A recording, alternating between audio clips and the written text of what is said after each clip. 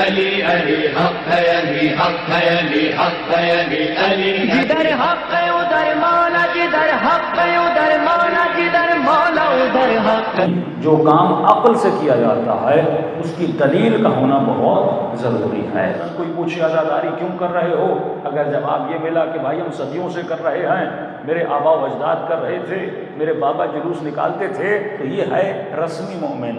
لیکن اگر پوچھا جائے کہ حسین کی عزاداری کیوں کر رہے ہو، تو جواب انسان کا عقل سے ہونا چاہیے، اور عقل جب جواب دیتی ہے تو یا قرآن سے دیتی ہے، یا حدیث سے دیتی ہے، یا اہل بیت کی رفتار سے دیتی ہے۔ رسول خدا ایک جگہ سے گزر رہے ہیں، ایک بوڑھی خاتون کو دیکھا جو چرخہ چلا رہی تھی۔ بوڑھی خاتون ہے، ان پڑھ ہے، نہ میٹرک تھی اس زمانے میں، نہ انٹر پاس تھی، بالکل بوڑھی خاتون ہے، نبی کی چاہنے والی ہے۔ فرمایا اے خاتون، کیا اللہ کو مانتی ہو؟ کہتی ہاں یا رسول اللہ، کیوں نہیں مانوں گی، جب آپ کو مان لیا تو میں نے خدا کو بھی مان لیا۔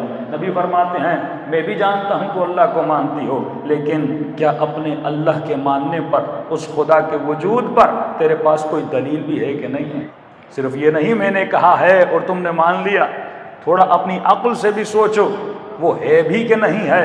تم نے خود کو مطمئن کرنے کے لیے کوئی دلیل اپنے ذہن میں رکھی ہے کہ نہیں رکھی؟ فرماتے ہیں وہ خاتون چرخہ چلا رہی تھی، دھاگے والا چرخہ پرانے زمانے کا، اور اس نے چند لمحوں کے بعد جب چرخہ چلا رہی تھی اس نے اپنے ہاتھ کو روک لیا، کہا یا رسول اللہ یہ میری دلیل ہے۔ صحابی کھڑے ہیں، کہہ رہے یا رسول اللہ سمجھ میں نہیں آیا یہ بوڑھی کہنا کیا چاہتی ہے؟ چرخہ چلا رہی ہے، ہاتھ کو روک لیا، چرخہ رک گیا۔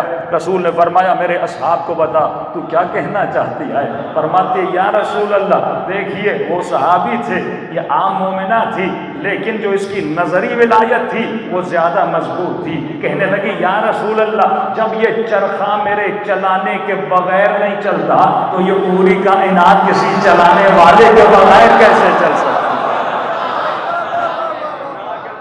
جب انسان کا ایمان مضبوط ہو جائے، چھوٹی چھوٹی چیزوں کے ذریعے سے انسان اپنی توحید کو مضبوط کر سکتا ہے، لا الہ الا اللہ کو مضبوط کر سکتا ہے، اور لا الہ الا اللہ کے خزانے تک یہ پہنچ جاتا ہے، پھر اسے محمد بھی سمجھ میں آتا ہے، پھر اسے مولا علی بھی سمجھ میں آتے ہیں، پھر اسے کربلا میں امام حسین کے اٹھائے ہوئے اقدام بھی سمجھ میں آتے ہیں۔ لیکن جس نے زبانی لا الہ الا اللہ کہا، تمہارا لا الہ الا اللہ بھی عقلانی ہونا چاہیے، تمہارا رسول بھی عقلانی ہونا چاہیے، تمہارا امام بھی عقلانی ہونا چاہیے، اور جب تم نے تین چیزوں کو عقل سے مانا، اب تمہاری زندگی میں بھی کوئی کام بے عقلوں والا نہیں ہوگا، تمہارا کلام بے عقلوں والا کلام نہیں ہوگا، تمہاری ہر چیز کی دلیل عقل کی بنیاد پر ہوگی۔ خود مولا علی کو مانا کہ شیعت نے رسول کے بعد اگر خلیفہ مانا تو مولا علی کو مانا، کیا ایسے ہی مان لیا؟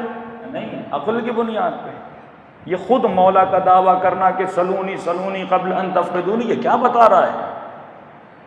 مولا میں آپ سے کیوں پوچھوں، مجھے یقین ہے۔ فرمایا نہیں پوچھو تاکہ تمہاری عقل مطمئن ہو جائے۔ جب میں خدا کے وجود پر سوال کر سکتا ہوں تو کسی اور کے وجود پہ سوال کیوں نہیں کر سکتا؟ فرمایا اے بوڑھی اللہ کو مانتی ہو؟ ہاں، دلیل کیا ہے؟ کہ یا رسول اللہ دلیل یہ ہے کہ جب چھوٹا سا چرخہ کسی چلانے والے کے بغیر نہیں چل سکتا تو یہ پوری کائنات کسی چلانے والے کے بغیر کیسے چل سکتی ہے؟ گویا بوڑھی نے اپنی سادگی میں ایک بہت بڑی دلیل دے دی جو فلسفی اور عقلانی دلیل ہے، جس دلیل کو ہم کہتے ہیں دلیل حرکت۔ حرکت کائنات میں ہر وہ شے جس میں موشن ہے، جس میں حرکت ہے، اس کو کوئی نہ کوئی حرکت دینے والا موجود ہے۔ جو مٹیریل دنیا ہے، کیونکہ ہم ہیں عالم مادہ میں، اس دنیا میں ہم رہ رہے ہیں، مادی دنیا ہے۔ جب اس دنیا سے جائیں گے تو عالم برزخ ہے، عالم مثال ہے، مختلف عوالم میں انسان سفر کرتا ہے، لیکن جس عالم میں انسان آیا ہے اس کو کہا جاتا ہے عالم مادہ۔ سائنس بھی کہتی ہے کائنات کی کوئی ایسی شے نہیں ہے جس میں حرکت نہیں ہے، جس میں موشن نہیں ہے۔ آپ کو نظر نہیں آ رہا لیکن آپ کی باڈی کے اندر حرکت ہے، آپ کو سمجھ نہیں آ رہا۔ اور فرمایا جو بھی چیز ہلتی ہے اس کو کوئی ہلانے والا ہے۔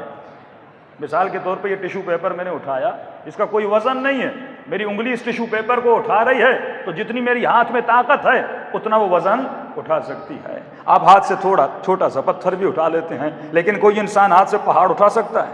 نہیں۔ میرے پاس اتنی طاقت نہیں ہے، تو پہاڑ کو اٹھانے کے لیے سب سے زیادہ طاقت کا ہونا ضروری ہے۔ تو اب ذرا تصور کریں، جو پہاڑ کو تو چھوڑیے، جو پوری زمین کو حرکت دے رہا ہے،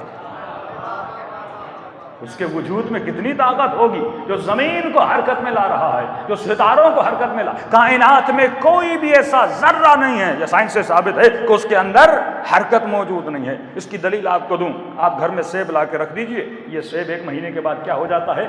خراب ہو جاتا ہے۔ اس کا خراب ہونا بتا رہا ہے کہ اس کے اندر بھی کیا ہے؟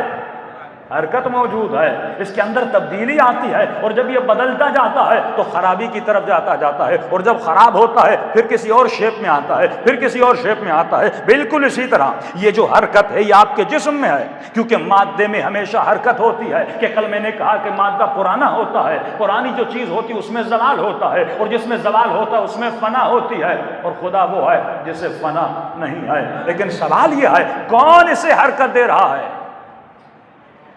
اس پوری کائنات کو حرکت دینے والا کون ہے؟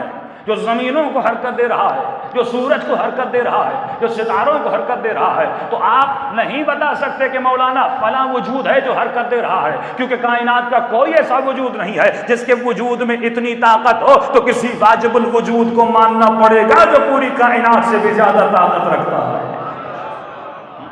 جو اس پوری کائنات کا محرک ہے۔ اور فرماتے ہیں وہ کون ہے؟ وہ پروردگار عالم کا وجود ہے، وہ رب العالمین کا وجود ہے۔